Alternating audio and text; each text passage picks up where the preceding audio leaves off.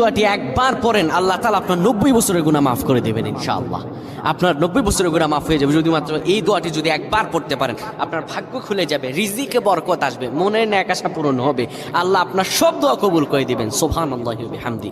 এত ফজিলত, এই দোয়াটা আপনারা শেয়ার করে দিবেন। এই যুবকেরা, আমল না করেও সওয়াব পাবা। তোমার একটি শেয়ারে, একটা বাটনে প্রেস করে তুমি সওয়াব পেয়ে যাবা। কারণ তুমি আমল না করো, অন্য কেউ যদি তোমার শেয়ারের বদৌলতে আমল করে, সওয়াব তুমি পেয়ে যাবা। নবীজির হাদিস।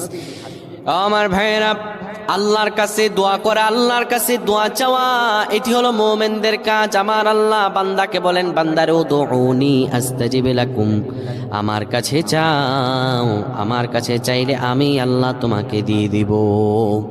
কেউ যদি একবারে দোয়াটি পড়তে পারে, দোয়াটি হলো রব্বি ইন্নী যালামতু নাফসি ফাগফিরলি।